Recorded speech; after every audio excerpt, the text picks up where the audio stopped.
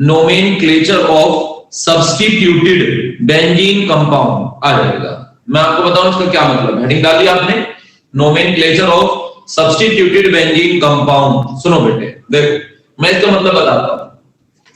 देखो कभी कभी बेटे क्या होता है, जैसे मान लो ये बेंजीन, ये कुछ नेमिंग है जो बताना चाह रहा हूं जरा। जैसे मान लो ये बेंजीन है, आप तो जानती है बेंजीन के बारे में, बेंजीन ऐसी होती है। वैसे अगर benzene every point and joint suppose to be a carbon, benzene का फार्मूला C6H6 होता है। लेकिन अगर बेंजीन को सिंपली देखा जाए कि बेंजीन एक्चुअल में क्या है, तो बेंजीन ऐसे होती है 6 कार्बन, 1 2 3 4 5 6 कार्बन बेंजीन में होते हैं। और जनाब 3 ऑल्टरनेट डबल और सिंगल होते हैं, 3 ऑल्टरनेट डबल, जैसे यहाँ पे डबल है, फिर यहाँ पे सिंगल होता है, फिर डबल, यहाँ सिंगल होता है, फिर डबल, ऐसे होता है। फिर इनकी वैलेंसी पूरी कर लोगे, वैलेंसी पूरी 1 2 3 तो एक हाइड्रोजन लगेगा, 1 2 3 तो एक हाइड्रोजन लगेगा। हाइड्रोजन अंडरस्टूड होता है हमेशा, सभी के एक हाइड्रोजन की, तभी बेंजीन का फार्मूला C6H6 होता है ना बेटा। क्या होता है C6H6। देखो मैं आपको क्या पढ़ाने वाला हूं, सुन लो। अभी जो हम पढ़ रहे हैं, हम पढ़ रहे हैं nomenclature of substituted benzene compound. हम पहले बेंजीन का कोई सब्स्टिट्यूट बनाएंगे। हम क्या करेंगे, बेंजीन से हाइड्रोजन हटाएंगे, हाइड्रोजन हटते ही बेंजीन का एक सब्स्टिट्यूट, आप कोई नया कंपाउंड बनाएंगे, बेंजीन का हाइड्रोजन हटा के रिप्लेस करेंगे और नए नए ग्रुप बेंजीन पे लगाएंगे। तो याद रखो, अगर बेंजीन पे कोई डैश लगा दे तो डैश का मतलब होता है एक हाइड्रोजन की कमी है, कभी भी याद रखो। मान लो आपने अगर डैश लगा दिया तो ये C6H5 डैश कहलाएगी। अब आप ऊपर जो भी कोई नई चीज लगाओगे, जैसे आपने Cl लगाया तो ये क्लोरोबेंजीन बोली जाएगी। क्या बोली जाएगी? क्लोरोबेंजीन। तो इसे बोलते हैं nomenclature of substituted benzene compound, कि बेंजीन के सब्स्टिट्यूटेड कंपाउंड बना रहे हैं नए। बेंजीन का हाइड्रोजन हटा के नए नए ग्रुप लगाएंगे और नए नए ग्रुप लगा के हम नए नए नाम बनाएंगे। तो ये एक नई नोमेनक्लेचर है जो बेंजीन से रिलेटेड है, इसे ही बोलते हैं nomenclature of substituted benzene compound. तो हम बेंजीन के सब्स्टिट्यूटेड कंपाउंड की नोमेनक्लेचर पढ़ने जा रहे हैं। मेरी बात समझे नहीं सर? तो यहाँ पे आप कुछ चीजें अभी नोट करेंगे। आप पहले बताओ, मेरी बात समझ तो गए हो ना जो मैं बता रहा हूं? तो हम पढ़ रहे हैं nomenclature of substituted benzene compound. सुनिए जरा, चलिए ध्यान दें बेटा। सबने मेरी बात समझ तो ली है ना? चलो बेटे जरा ध्यान सुना सर, ठीक है ना बेटा? आप जरा मेरे ध्यान से सुनो बेटा। हाँ भैया हर्षित मेरे से बात कर लेना। सुनो आप जरा ध्यान दीजिएगा बेटा प्लीज। तो जनाब हम सबसे पहले आप एक चीज लिख लो, जबकि कोई इतना बेनिफिट नहीं है पर फिर भी लिख लीजिएगा, फिर मैं इनके नाम बनवाता हूं। लिखो पहले, लिखो for naming the substituted benzene compound, for naming the substituted benzene compound, for naming the substituted benzene compound. लिखा बेटा? The prefix used for the substituent, the prefix used for the substituent, the prefix used for the substituent, देखा बेटा, is prefix to the, मैं फिर से repeat कर रहा हूं है ना, for naming the substituted benzene compound, the prefix used for the substituent, the prefix used for the substituent, substituent के बाद लिखो is prefix to the word benzene, prefix we use for the substituent is prefix लिखा बेटा आपने to the word benzene simply, to the word benzene simply, to the word benzene simply, है ना बेटा? मैं फिर से बोल रहा हूं, जरा चेक कर लें, देख लें एक बार, है ना भैया?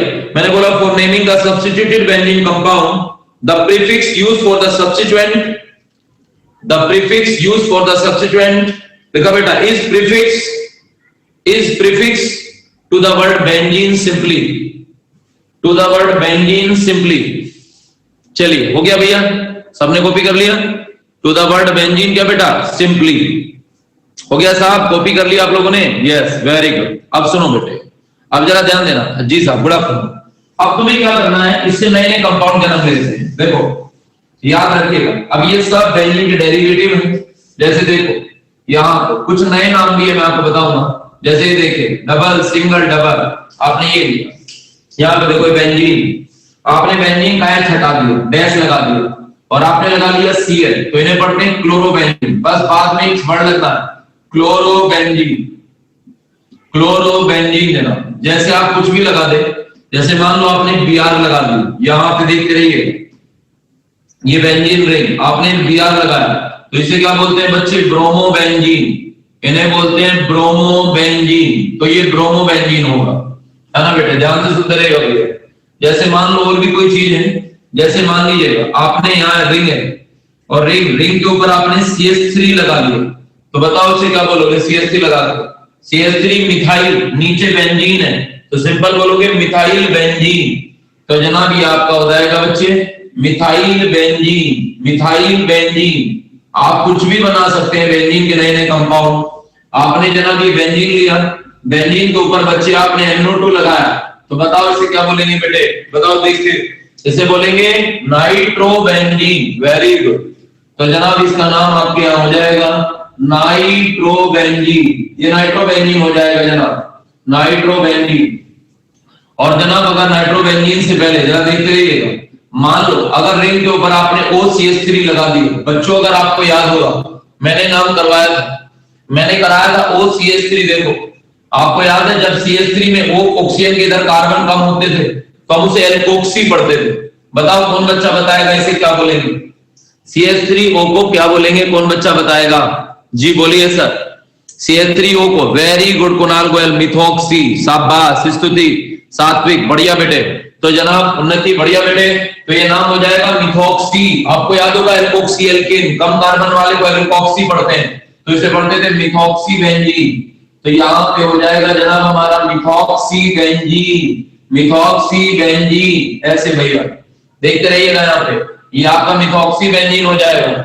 मिथॉक्सी बेंजीन के बाद जरा इत्मीनान से देखिएगा जनाब, ये हो गया आपका मिथॉक्सी बेंजीन। और तो जनाब पहले आप ये कॉपी कर लीजिएगा, जरा कर ले भैया,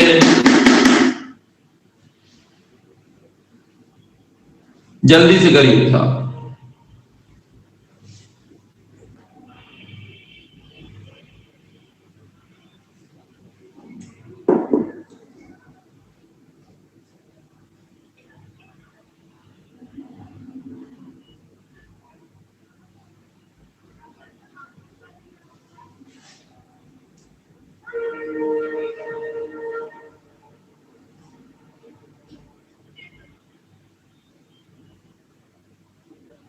चलिए सात्विक साहब का हो गया।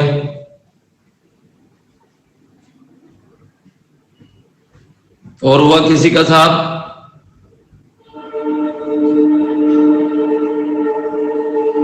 कुणाल गोयल साहब डन, वेरी गुड। सुनिए, that is the most important बेटे। मुझे बताया गया, एक बताया क्या, IUPAC ने एक काम और कर रखा है। IUPAC ने कंपाउंड को एक दो मैं आपको बता दूं, यूनिवर्सल नाम लिख रखे हैं, कुछ स्पेशल नहीं, मतलब जिनके परमिट है, पहले इन्हें परमिट नहीं थी लेकिन अब इन्हें परमिट मिल गई। अब आप IUPAC में ये नाम भी इनके ले सकते हैं। जैसे मैं आपको बताऊं, IUPAC में जैसे आप इसे बोलते हो, ये क्या है, अभी आप इसे बोल रहे थे, सुनो, जैसे मैंने ये रिंग लिखा, यहाँ पे इन्हें बोलते हैं यूनिवर्सल नेम, ये यूनिवर्सल नेम आ जाए। जैसे ये देखो बेंजीन आपने लिखा, आप क्या पढ़ते हो इसे? मिथाइल बेंजीन, लेकिन एक इसका यूनिवर्सल नाम भी है, टॉलीन। तो आज IUPAC में इसकी भी परमिशन है, आप ये नाम भी लिख सकते हो, टॉलीन। ये यूनिवर्सल नेम है, मर्जी आपको, पर लेकिन आपको जानना जरूरी है नाम को। IUPAC ने नए स्पेशल नाम दे रखे हैं, मैं आपको बता दूं, ये स्पेशल नाम है IUPAC के थ्रू, मतलब एक यूनिवर्सल नेम, जैसे टॉलीन के नाम से भी जाना जाता है। तो IUPAC में भी इसकी परमिशन है बेटे, आप इसे टोलीन पढ़ सकते हैं, नहीं तो आप सिंपल बोलते मिथाइल बेंजीन। मैंने कहा ना आपकी मर्जी है, लेकिन आपको याद जरूर रखने पड़ेंगे ना।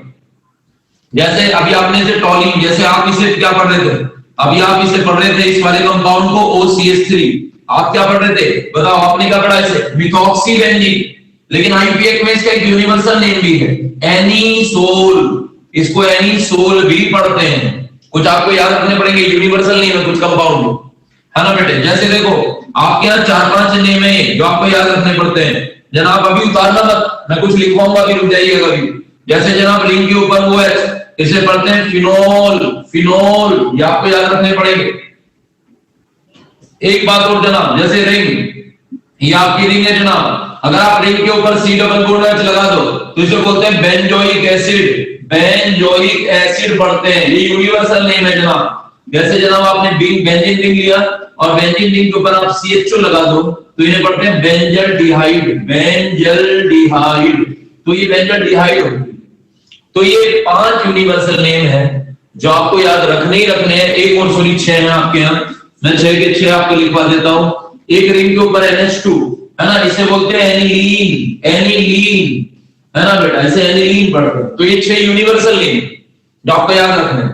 याद रखना, मेरे साथ याद कर लो एक बार, क्योंकि ये जरूरी है। मैं आपको बता दूं, आप इसे मिथाइल बेंजीन भी पढ़ सकते हैं, लेकिन टोलीन बोलना भी आपको जरूरी है, ध्यान रखना चाहिए कि इसका नाम टोलीन भी होता है यूनिवर्सल नेम। तो मेरे साथ एक बार देख लो, अभी लिखना कोई मत। जैसे रिंग के ऊपर CH3 हो तो इसे टोलीन पढ़ते हैं, रिंग के ऊपर OCH3 हो तो एनिसोल, रिंग के ऊपर OH हो तो फिनोल। फिर से बोल दो, रिंग के ऊपर CH3 हो तो बच्चे टोलीन, टोलीन।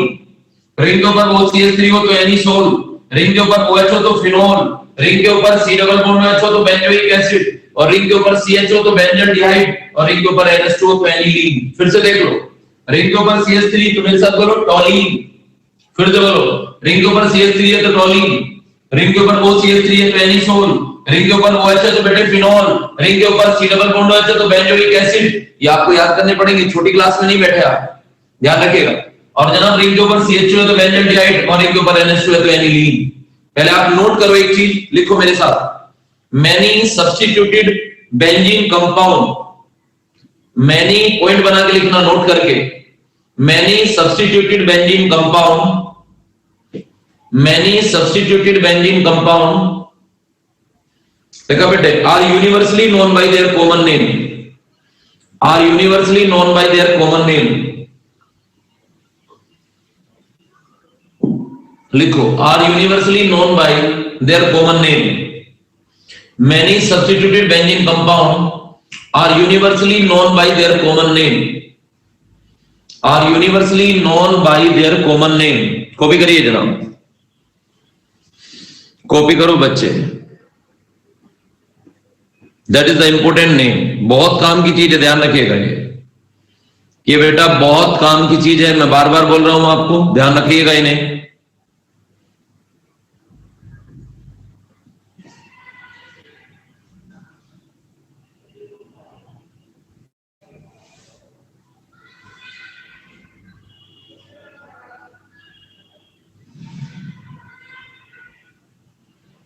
सर CHO वाला का IUPAC क्या है सर? बेटा इसका ये बेंजल्डिहाइड, इसका IUPAC तो मैंने बता रखा है यार, सारा भूल जाता है कि सर फर्स्ट वाले की स्पेलिंग क्या है बेटा? टोलीन, TOLUENE।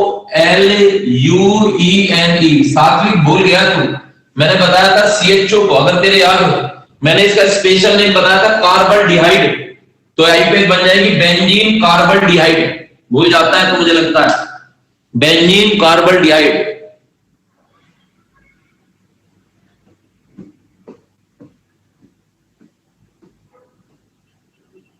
चलिए भैया, जिनका होता रहे बताते रहे मुझे, इन्हें याद रखें जरूर, इंपॉर्टेंट नेम है ये सब।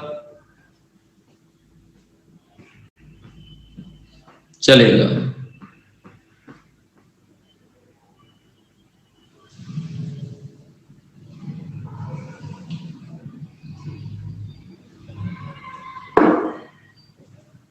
ऑफलाइन में आज बिल्कुल नया चैप्टर है।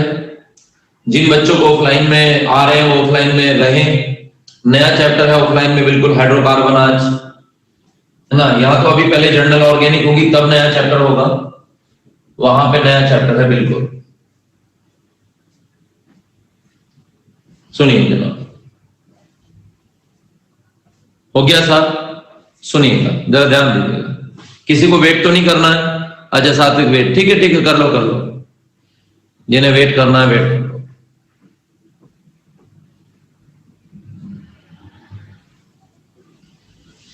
सुनिए जनाब, ये आपने सब लिख लिए। पहले वाला टोलीन है, टोलीन TOLUNE, ANISOL anisole, THENOL phenol, ये बेंजोइक एसिड जनाब, और ये बेंजल्डिहाइड, और ये जनाब एनिलीन। सुनिएगा, देखो बेटे एक और भी कंपाउंड होते हैं, मैं आपको बताऊं। यानी कि अब तक तो क्या करा आपने, बेंजीन के केवल एक H हटाया, और अब क्या करेंगे हम, बेंजीन के 2 H हटाएंगे। कैसे? और यहाँ दोनों नए ग्रुप लगाएंगे। इन्हें बोलते हैं di substituted benzene compound. Heading डालो, डाई सब्स्टिट्यूटेड बेंजीन कंपाउंड।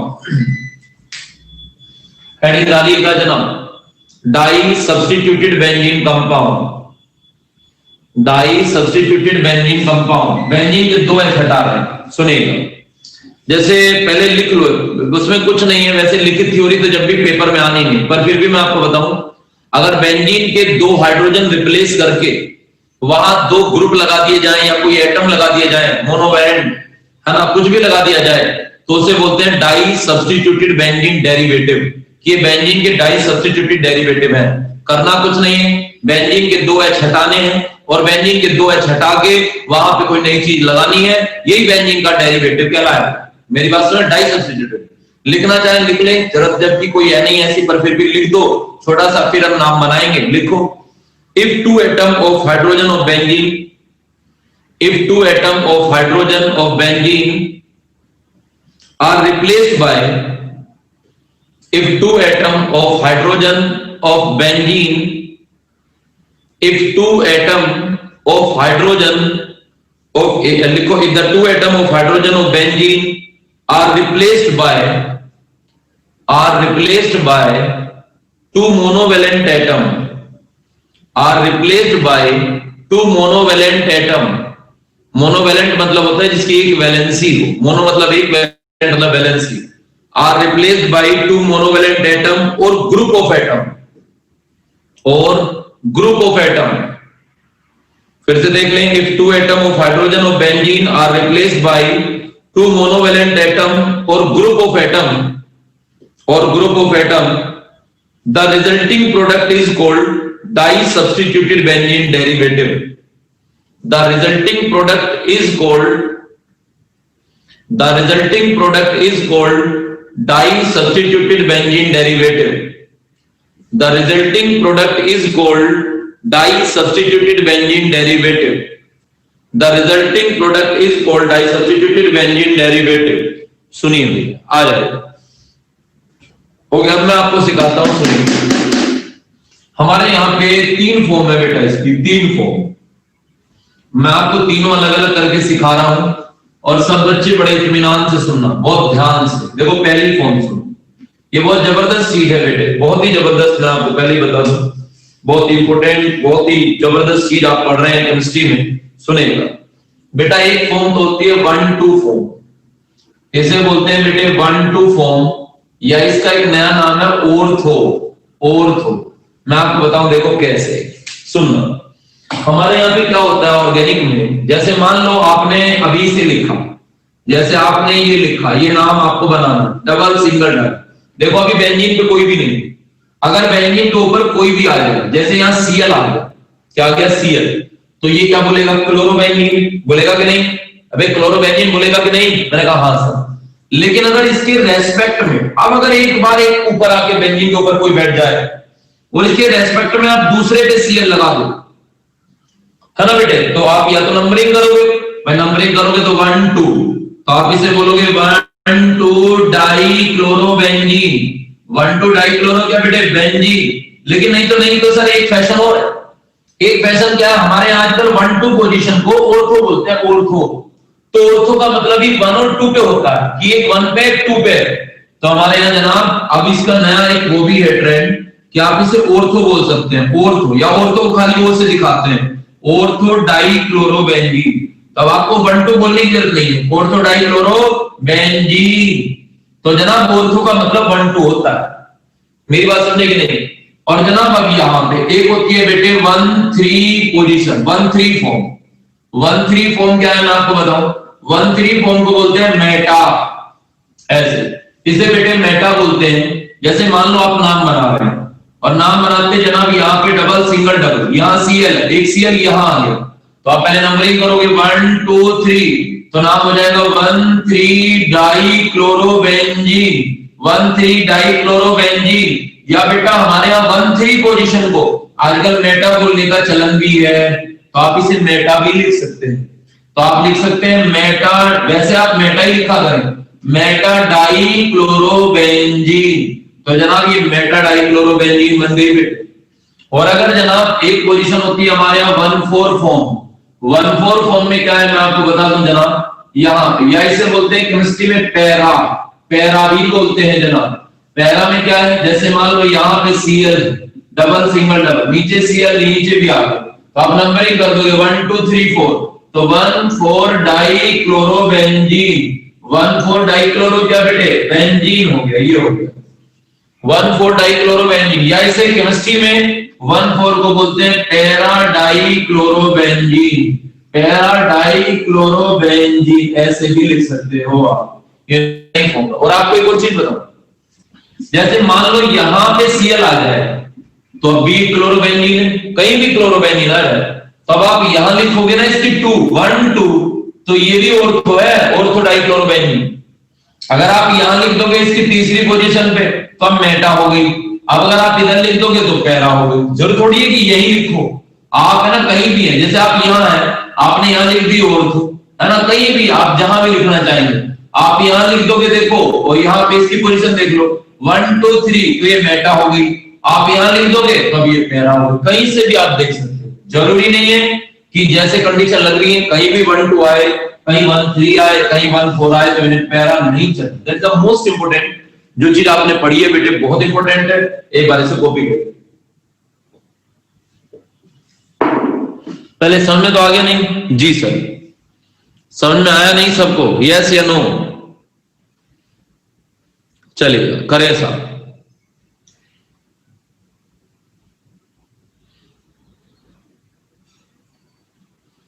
कर दीजिएगा बेटा, वेरी गुड।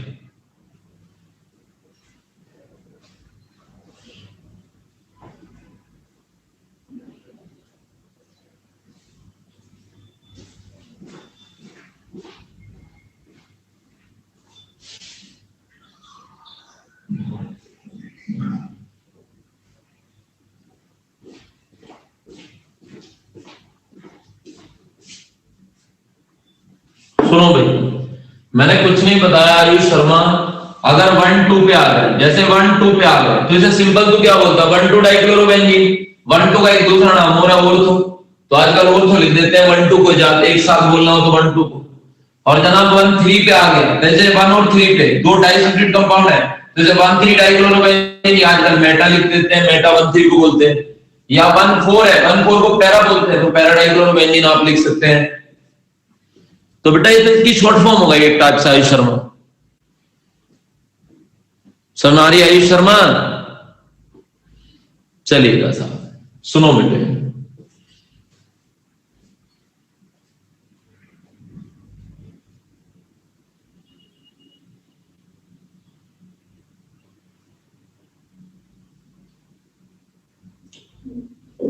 चलिए हो गया साहब, किसी में लिख लो, इससे फर्क नहीं पड़ता बेटा, इसे किसी में लिख लो।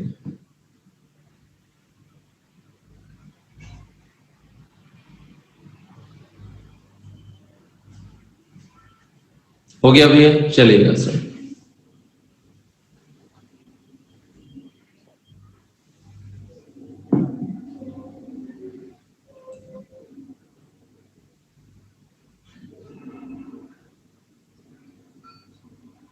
चलिए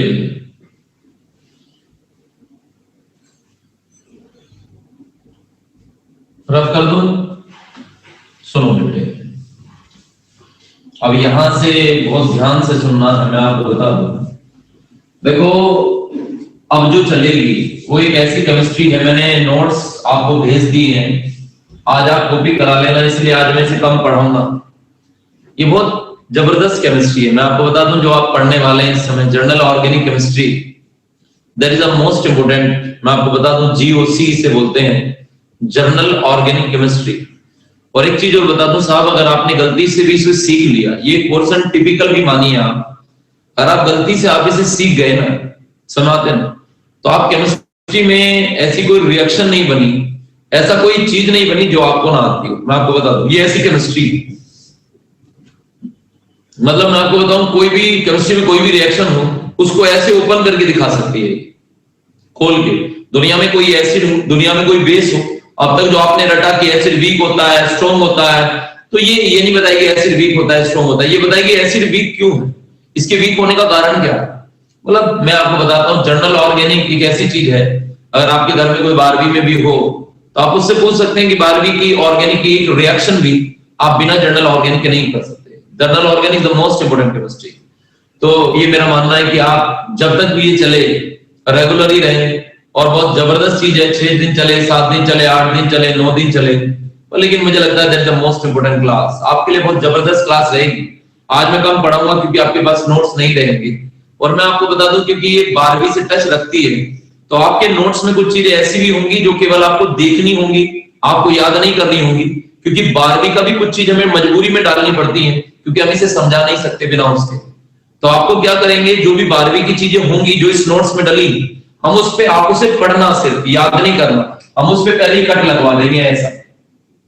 तो उस पे कट लगा के चलना कि जो सिर्फ आपको देखनी है, इसकी हेल्प लेनी है, उससे क्वेश्चन करने हैं, लेकिन आपको उसे लर्न नहीं करना। मेरी बात समझे बेटे? क्योंकि मैं पहले ही बता चुका हूं, ये there is a general organic, it is totally depend upon the 12th class, ये सारी 12th पे डिपेंड है। तो आप ये ध्यान रखेंगे, कुछ चीजें हमें मजबूरी में डालनी पड़ी है इसमें जो 12वीं की होती है, तो हम उस पे कट लगवाएंगे। आप उसे लर्न मत करना, लेकिन जनाब पढ़नी तो आपको पड़ेगी, उसका कोई तरीका नहीं है, क्योंकि आपकी जीओसी चाहे 11th की हो, चाहे 12th की हो, चाहे बीएससी की हो, एमएससी की हो, सबकी जनरल ऑर्गेनिक एक ही होती है। तो आप ये ध्यान रखिएगा। तो मैं पहले आपको आज इसके बारे में बस हल्का सा बता के जा रहा हूं मैं, क्योंकि इसको बिना नोट से पढ़ना आपके लिए असंभव रहेगा, तो मैं आपको हल्का सा बता दूं, हिंट देता हूं जनाब जनरल ऑर्गेनिक के बारे में। प्लीज बी कॉन्सेंट्रेट, सुनिएगा। सबसे पहले मैं आपको बता दूं, देखिएगा, देखो एक चीज पहले आप ध्यान रखिएगा, केमिस्ट्री में एक चीज होता है पोलर आयन। पोलर का मतलब पता है क्या होता है? पोलर का मतलब जिसपे चार्ज हो उसे पोलर बोलते हैं, जिसपे क्या हो, चार्ज। जैसे देखिएगा जनाब, नमक में Na+Cl- होता है, चार्ज है, तो ये पोलर मॉलिक्यूल है जनाब। जैसे KCl, K पे प्लस चार्ज है, Cl पे माइनस है, पोलर मॉलिक्यूल है, इन्हें पोलर बोलते हैं। एक होता है जनाब नॉन पोलर, एक होता है नॉन पोलर। नॉन पोलर होता है जिसपे चार्ज ना हो, जैसे अभी आपने पढ़ा बेंजीन, अभी आप बेंजीन को पढ़ रहे थे, तो बेंजीन नॉन पोलर है, बेंजीन पे कोई चार्ज नहीं होता। जबकि बेंजीन एक लिक्विड है, मैंने पहले बताया था कि बेंजीन एक केरोसिन जैसे लिक्विड होता है, और इनकी जनाब स्मेल भी केरोसिन को ही मैच करता है। बेंजीन बिल्कुल केरोसिन के जैसा लिक्विड होता है। आ जाएगा। तो मैंने ये नॉन पोलर और पोलर की पहचान, एक बात और याद रखना, जीओसी पढ़ने से पहले, अभी तो बहुत टाइम लेगी जनाब, ये चल लेंगे, सुन लो। जनरल ऑर्गेनिक पढ़ने से पहले तो पोलर और नॉन पोलर की पहचान कर लेना। और जनाब दूसरी बात, देखो कार्बन तो शेयर ही करता है, तो मैक्सिमम नॉन पोलर ही आपको मिल जाएगा। और दूसरी बात एक और ध्यान रखना बेटे, कि हमारे यहाँ एक लाइन आती है, लाइक डिजोल्व लाइक, जो जैसा है वैसे में ही घुलता है। मैं आपको बताऊं, जैसे पानी का आप जानते हैं चार्ज होता है, पानी पे तो चार्ज होता ही है, आपने देखा होगा H+OH-, पानी ऐसे होता है ना, H+OH-, तो पानी पे चार्ज होता है। अगर आपने नमक डाल दिया तो नमक पे भी क्या है, चार्ज, तो लाइक डिजोल्व लाइक, जो जैसा है वैसे में घुलेगा। देखो पानी भी पोलर है, नमक भी पोलर है, तो नमक इसीलिए पानी में घुल जाता है। आप नमक को बेंजीन में डालना तो नमक कभी घुलेगा नहीं। क्यों नहीं घुलेगा जनाब? क्योंकि नमक पोलर है और बेंजीन कैसी है, नॉन पोलर। तो याद रखिएगा, हमारी केमिस्ट्री में एक लाइन आती है, लाइक डिजोल्व लाइक, जैसा होगा वो वैसे में डिजोल्व होगा, नहीं तो डिजोल्व नहीं होगा। राइट बेटे, ध्यान रखिएगा। सुनो बेटे, अब आप पेट्रोल देखिएगा, पेट्रोल जनाब आप जानते हैं पेट्रोल नॉन पोलर होता है, पेट्रोल पे कोई चार्ज नहीं होता। आप पेट्रोल को पानी में डालते हो तो क्या बात डिजोल्व होगा? क्योंकि पेट्रोल कैसी है, नॉन पोलर, और पानी कैसा है, पोलर। तो आपने देखा होगा जब पेट्रोल को पानी में डाल देते हैं तो वो आग पकड़ लेता है। क्यों? क्योंकि दोनों डिजोल्व ही नहीं है, पेट्रोल ऊपर है और पानी कहां, नीचे। तो जब वो जल जाएगा तो फिर उसके बाद आपकी वाटर आ जाएगी, फिर वो बंद हो जाता है, वो आपने देखा होगा। सुनो बेटे, देखो बच्चे, एक मैं आपको एक चीज बता दूं, सुनिए। तब यहाँ पे जनरल ऑर्गेनिक में आज बस केवल स्टार्ट कर रहा हूं, और कुछ नहीं, बाकी कल से मेरी चालू होगी। सुनिएगा, देखो सबसे पहली बात, एक जैसे मैंने यहाँ रिएक्शन लिखी, यहाँ मैं एक इनऑर्गेनिक रिएक्शन को लिखने जा रहा था। ये इनऑर्गेनिक रिएक्शन है, मैं आपको बताऊंगा इनऑर्गेनिक। अभी जो मैं आपके सामने लिख रहा हूं, देखते रहिएगा। जनरल इनऑर्गेनिक को मैंने बता दिया, जनरल ऑर्गेनिक आसान नहीं है, इन आराम से देखते चलना। तो जनाब मैंने एक ऑर्गेनिक रिएक्शन को यहाँ लिखा, मैंने क्या लिखा जरा देखिएगा। मैंने लिखा यहाँ पे NaCl, मैंने यहाँ पे लिखा AgNO3। किसी ने कहा C कौन सी रिएक्शन है, मैंने कहा देख लो जनाब, ये कोई इनऑर्गेनिक रिएक्शन थी। भाई देखो कार्बन तो इसमें है ही नहीं, Na पे कौन सा चार्ज था, प्लस, Cl पे क्या था, माइनस, Ag पे क्या था, प्लस, NO3 पे क्या था, माइनस। तो मैंने कहा सर इनऑर्गेनिक रिएक्शन में तो दोनों ही मॉलिक्यूल पोलर है। बोले हाँ। बोले आशीष इनऑर्गेनिक रिएक्शन में दोनों ही मॉलिक्यूल पोलर है, दोनों ही मॉलिक्यूल पे चार्ज है, आप चेक कर सकते हो। नमक पे भी चार्ज है, ये भी पोलर है और ये भी पोलर है। इनऑर्गेनिक में दोनों मॉलिक्यूल एक्टिवेट होते हैं, मतलब चार्जेबल। जैसे देखो ये प्लस ये माइनस, ये प्लस ये माइनस। तो एक्चुअल क्या होता है जब रिएक्शन होती है, बस केवल आज पढ़ना, आज कुछ नहीं, नोट्स वगैरह कुछ मत देखो, वो तो कल मिले, कल पहले आपको भी करा लेना उनसे। तो जब आप रिएक्शन कराएंगे, जब कभी भी जैसे आपने नमक लिया और नमक को आप AgNO3 में डालोगे, तो आपको डालने की देर होगी, रिएक्शन होने की देर नहीं होगी। पता है क्यों? क्योंकि दोनों ही मॉलिक्यूल एक्टिवेट है। अब यहाँ पे जैसे आप डालोगे तो प्लस माइनस से रिएक्शन कर लेगा और माइनस प्लस से तुरंत एक कंपाउंड बनेगा। जब प्लस माइनस से करेगा NaNO3 और जहां पे बन जाएगा AgCl, मतलब वेरी फास्ट रिएक्शन। इसे बोलते हैं केमिस्ट्री में इंस्टेंट रिएक्शन, इंस्टेंटेनियस रिएक्शन। मतलब ये इतनी फास्ट होती है, ये रिएक्शन इतनी फास्ट होती है कि आपकी पलक नहीं झपकेगी, ये रिएक्शन कंप्लीट हो जाएगी। इधर आप नमक को और AgNO3 को डालोगे, इधर डालोगे, उधर आपको प्रोडक्ट मिल जाएगा। तो मैं आपको बताऊं, हमारी केमिस्ट्री में एक ब्रांच है। जब आप 12वीं में जाएंगे ना, तो वहां पे एक ब्रांच पढ़ेंगे आप, केमिकल काइनेटिक्स नाम की ब्रांच। ये ब्रांच पढ़ेंगे आप, केमिकल काइनेटिक्स, ये चैप्टर पढ़ेंगे आप 12वीं में। आप जानते हो काइनेटिक्स का मतलब क्या होता है? रेट। काइनेटिक्स का मतलब होता है रेट और केमिकल का मतलब रिएक्शन। इस ब्रांच का केवल एक ही काम है, रिएक्शन के रेट को स्टडी करना। ये रिएक्शन की स्पीड निकालती है ना, ये ब्रांच। लेकिन ये ब्रांच इस रिएक्शन से हार मान दी, इनऑर्गेनिक रिएक्शन की स्पीड नहीं निकाल पाई ये ब्रांच। मैंने कहा भाई क्यों नहीं निकाल पाए तुम स्पीड? बोले सर ये इतना फास्ट होती है, इतना फास्ट होती है, हमें पता ही नहीं चला इनका क्या स्पीड। तो जनाब जब इतनी बड़ी ब्रांच ने इनको एक्सेप्ट करने से मना कर दिया, इतनी बड़ी ब्रांच ने कहा कि सर ये इतनी फास्ट है, हम लोग इसका रेट नहीं निकाल सकते, तो केमिकल काइनेटिक्स भी हार मान गई। तो जनाब मैं आपको बता दूं, जितनी भी इनऑर्गेनिक रिएक्शन है, आज तक उनका मैकेनिज्म नहीं पता लगाया जा चुका, क्योंकि इनके मैकेनिज्म का कुछ नहीं पता चला कि जब तुम नमक और AgNO3 को मिलाते हो तो क्या होता है क्या नहीं होता। आज कोई भी नहीं बता पाया। क्यों बताया सर? ये बताइएगा। जो रिएक्शन इतनी फास्ट हो गई, एक सेकंड के 1 लाख हिस्से में रिएक्शन कंप्लीट हो जाती है। कैसे करें, कैसे बताएं इसके रिएक्शन के रेट को कि क्या हुआ? इसको स्टडी करना बहुत डिफिकल्ट होता है। तो याद रखिएगा, इनऑर्गेनिक रिएक्शन में कोई मैकेनिज्म नहीं होता। आपने याद है जब आप पी ब्लॉक पढ़ रहे थे तो हम बड़ी मुश्किल से देखते थे, हाँ भाई यहां से H निकल गया, यहां 2 ले लो, और लेकिन ऑर्गेनिक में कुछ ऐसा नहीं होगा। क्यों पता है ऐसा क्यों देखते थे? जब आप पी ब्लॉक पढ़ते थे आपको याद है, मैं कहता था चलो ये 2, तो यहाँ पे 2 ले लो और ये निकाल दो, क्योंकि वो मैकेनिज्म नहीं होते थे। वो रिएक्शन इतनी फास्ट होती है कि उनका कोई मैकेनिज्म नहीं होता, उनकी कोई क्रियाविधि नहीं होती है। मेरी बात समझे? इसीलिए जनाब इनऑर्गेनिक रिएक्शन में कोई मैकेनिज्म नहीं होते, वहां कोई भी अपने तरीके से रिएक्शन को याद कराया जाता है।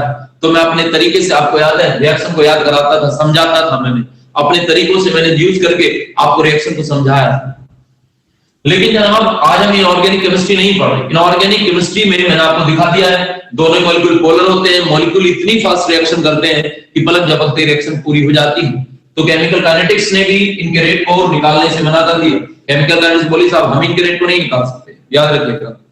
तो केमिकल काइनेटिक्स ने इन लोगों को एक्सेप्ट करने से मना कर दिया। लेकिन उसके बाद जो दौर चला जनाब, दैट इज ऑर्गेनिक केमिस्ट्री। ये दौर ऑर्गेनिक केमिस्ट्री का था, यानी कि जनरल ऑर्गेनिक का था। अब सुनिए ऑर्गेनिक में क्या है।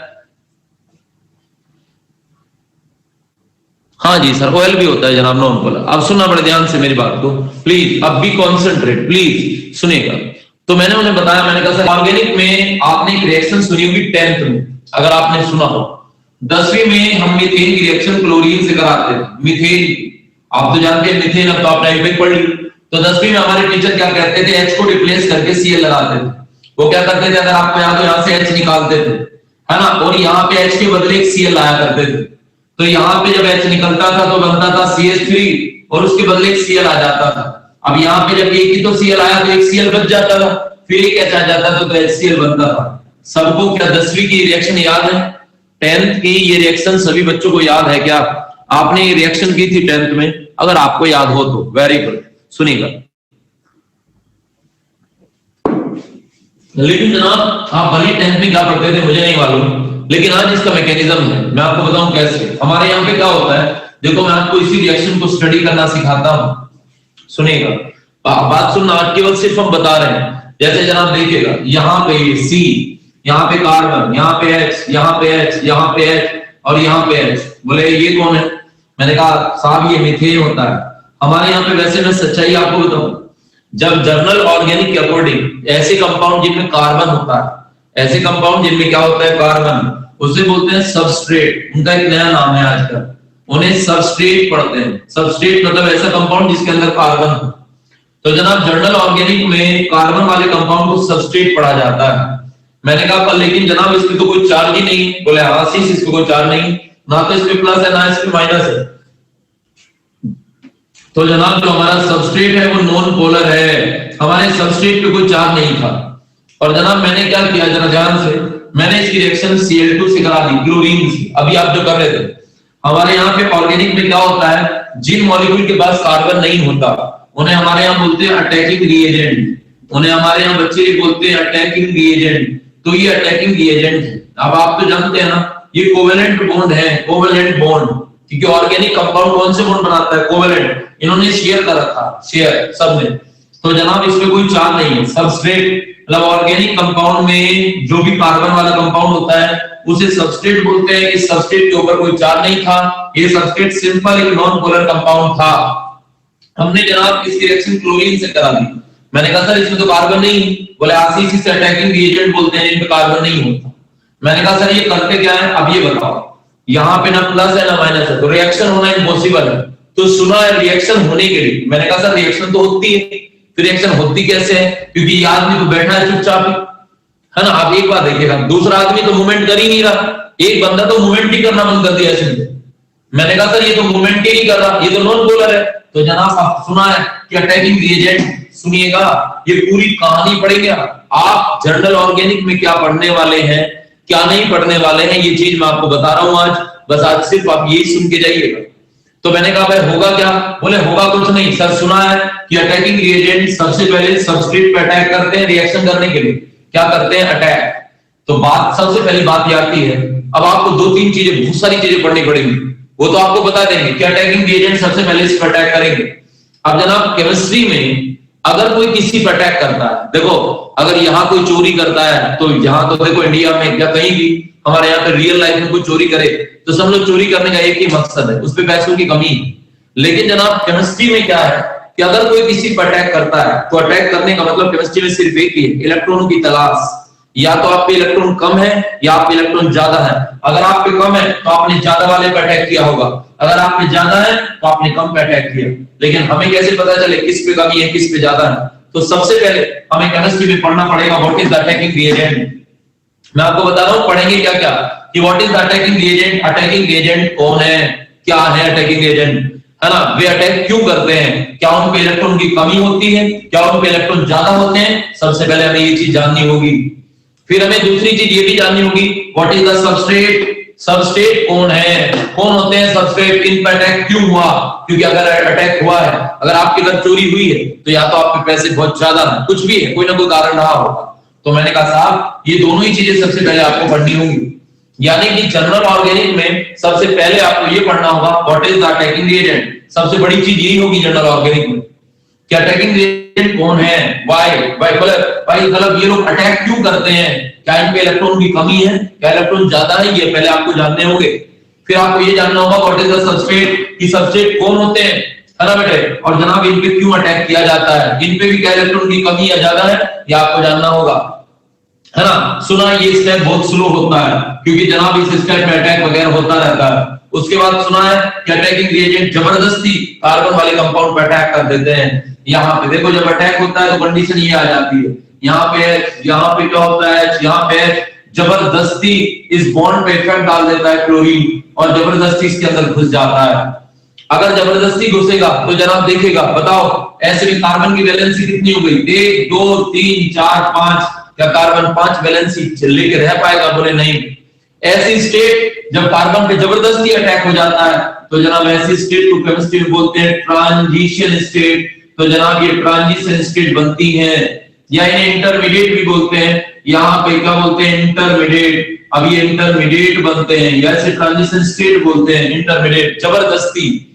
अब देखो मैं आपको बताऊं इंटरमीडिएट बहुत जबरदस्ती, मान के चलो आप पे किसी ने जबरदस्ती अटैक कर दिया, यहाँ पे अब दो चीजें देखी जाती हैं। अगर इंटरमीडिएट को स्टेबिलिटी फील हो रही है आगे जाने पे, अब यहाँ दो चीज होती है, अब यहाँ दो काम हो सकते हैं। अगर इंटरमीडिएट को अच्छा फील हो गया, क्लोरीन ने अटैक करा, अच्छा फील हो गया, तो इंटरमीडिएट क्या करेगा, अपने इस पुराने बॉन्ड को तोड़ के नए बॉन्ड बना लेगा। ध्यान रखिएगा, है ना बेटे। और एक गलती को, अगर गलती से इंटरमीडिएट को अच्छा नहीं लगा तो इंटरमीडिएट वापस भी बैक जा सकता है, वह बैक चला जाएगा, तो याद रखेगा। फिर उसके बाद तीसरा स्टेप आपको पढ़ना पड़ेगा, व्हाट इज द इंटरमीडिएट। मैं आपको बताऊं, ये सबसे इंपॉर्टेंट स्टेप होगा आपके लिए। अगर कोई बंदा इंटरमीडिएट को जान लेना तो प्रोडक्ट की कहानी जान लेता है कि प्रोडक्ट सही है कि नहीं। कोई अगर इंटरमीडिएट को जान ले, मैं आपको बता दूं, ये केमिस्ट्री का सबसे इंपॉर्टेंट स्टेप रहेगा आपके लिए, क्योंकि अगर अब तुम कहोगे सर मुझे कैसे पता चलेगा इंटरमीडिएट स्टेबल है कि नहीं, वो हम लोग सिखाएंगे आपको कि इंटरमीडिएट का कैसे पता करते हैं कि इंटरमीडिएट स्टेबल है कि नहीं। अगर एक बार गलती से आपने ये चीज सीख ली ना कि इंटरमीडिएट स्टेबल है कि नहीं, तो समझो आप प्रोडक्ट की कहानी बना देंगे। क्योंकि अगर आपको पता लगा स्टेबल है तो आप पुराने बॉन्ड को तोड़ देंगे और नया बॉन्ड बना लेंगे, लेकिन अगर गलती से अनस्टेबल फील किया तो आपको वापस पीछे जाना होगा जनाब। मेरी बात समझे ना। तो उसके बाद हमें पढ़ना पड़ेगा व्हाट इज द इंटरमीडिएट, क्या है ये, हमें कैसे पता चलता है कि स्टेबल है या नहीं है। और जनाब दूसरी एक लड़ाई और होगी, आ जाएगा। अब ये देखो कौन सा बॉन्ड टूटा, कोवेलेंट बॉन्ड। अगर इंटरमीडिएट स्टेबल फील करेगा तो आगे जाएगा तो कौन सा बॉन्ड टूटेगा, कोवेलेंट बॉन्ड। और कोवेलेंट बॉन्ड में शेयरिंग होती है भाई, कार्बन में तो सारे बॉन्ड कोवेलेंट थे, तो फिर वो आपसे ये भी पूछेंगे कि ये कोवेलेंट बॉन्ड कैसे टूटा। मान लो मैंने और सात्विक ने शेयरिंग कर ली, मान लो सात्विक ने अपने 500 रुपए बीच में रखे, मैंने भी 500 बीच में रखे और हम लोगों ने शेयरिंग कर ली। अब मान लो जनाब हम लोग, यानी कि अब जरा ध्यान से सुना, अब ऐसा था हम लोगों के बीच में लड़ाई हो गई। अब सात्विक के पापा आ गए, वो खड़े हो गए बीच में, उन्होंने कहा ऐसा करो 500 तुम रख लो और 500 बेटा, यानी कि हम दोनों को कह दिया कि आशीष 500 तू रख ले और 500 सात्विक को दे दे। तो जनाब बड़े आदमी बैठ गए, बड़े आदमियों ने हम लोगों का बंटवारा इक्वली करा दिया। एक तो शेयरिंग तोड़ने का ये तरीका है। दूसरा तरीका ये था कि कोई भी नहीं आया, मैं और सात्विक बैठे थे, बस कोई आया नहीं। ये सात्विक बोला सर शेयरिंग तोड़ लो, तो अब तो पावर पे बात डिपेंड है कि कौन लेगा, या तो मैं लूंगा या सात्विक लूंगा। ऑब्वियसली बात है मैं ही ले लूंगा, है ना बेटे। तो देखा जाएगा कौन लेगा। तो सबसे पहली बात अब जरा ध्यान से एक आपने ये कर ली, तो यहाँ पे अब आपको एक दूसरी चीज ये भी होगी, वो आपसे पूछेगा कोवेलेंट बॉन्ड कैसे तोड़ा, क्या इक्वली तोड़ा या अनइक्वली तोड़ा, ये भी पूछ सकता है। तो जनाब ये सारी चीज हमें पढ़नी होंगी। अभी जो मैं आपको बता रहा हूं, सबसे पहली बात आपको पढ़ना होगा, देखो जो ऑर्गेनिक कंपाउंड है वो सबस्ट्रेट है, और जो ये है ये अटैकिंग एजेंट। सबसे पहला step, what is the attacking agent, क्या है अटैकिंग एजेंट, ये क्यों अटैक करते हैं, what is the reason behind this, इसके पीछे क्या कारण है। दूसरी बात, what is the substrate, substrate क्यों, सबस्ट्रेट पे अटैक क्यों होता है, क्या इनमें इलेक्ट्रॉन कम है या ज्यादा है। दूसरी बात, अटैकिंग एजेंट क्यों अटैक करते हैं, क्या इनमें इलेक्ट्रॉन कम है या ज्यादा है। दो बात तो ये हो गई। तीसरी, what is the intermediate, intermediate कौन है, इंटरमीडिएट मुझे कैसे पता चले इंटरमीडिएट बन गया कि नहीं, और इंटरमीडिएट बनने के बाद क्या इससे स्टेबिलिटी फील हुई, क्योंकि अगर स्टेबिलिटी हुई तो मैं आगे जाऊंगा, अगर स्टेबिलिटी नहीं हुई तो मुझे पीछे आना होगा, है ना। और नेक्स्ट बात कि ये कोवेलेंट बॉन्ड कैसे टूटता है, क्या ये कोवेलेंट बॉन्ड इक्वली टूटा या अनइक्वली टूटा, इन सब को मिला के केमिस्ट्री में बोलते हैं मैकेनिज्म ऑफ ऑर्गेनिक रिएक्शन।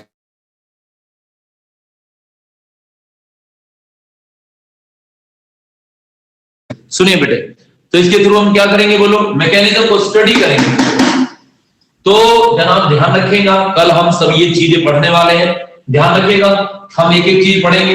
हम सबसे पहले पढ़ेंगे ये फ्यूजन ऑफ बॉन्ड, बॉन्ड कैसे टूटता है। उसके बाद हम पढ़ेंगे what is the attacking agent. बताइए जनाब, क्या जो चीज मैंने अभी आपको बताई, मैंने ये नहीं पूछा, याद नहीं करना है हमें, मैंने पहले ही बता दिया, केवल आपको देखना है, इससे क्वेश्चन होंगे सब। आप ये बताओ कि आपको इतनी बात अभी जो मैं कह रहा हूं वो समझ में आ रहा है, ये बताओ पहले, यस या नो। जी साहब, वेरी गुड जनाब, बहुत बढ़िया बच्चों, वेरी गुड, चलेगा जनाब, ध्यान दीजिएगा। तो मुझे लगता है नोट्स आपने कॉपी करा रखे हैं, नहीं पहले बताओ, क्या आपने नोट्स कॉपी करा रखे हैं सबने, आज तो अभी कराए नहीं होंगे, नो, ये वाले नोट्स थोड़ी कॉपी कराए हैं, चलिए नहीं, कोई नहीं, चलो ध्यान नहीं, चलो एक कोई बात नहीं। अब ऐसा करें, कोई दिक्कत नहीं है, कल ना आप सभी लोग नोट्स कॉपी करा के बैठना, क्योंकि मेरे पास भी आज चैट नहीं है, तो आपको बार बार दिक्कत होगी इस चीज में। तो कल आप नोट्स कॉपी कराएं, कल से जनरल ऑर्गेनिक स्टार्ट होगी, कोई भी क्लास मिस ना करे, that is the most important class बेटे। ओके बेटे, ऑल द बेस्ट, इसको ध्यान रखिएगा। ओके बेटे।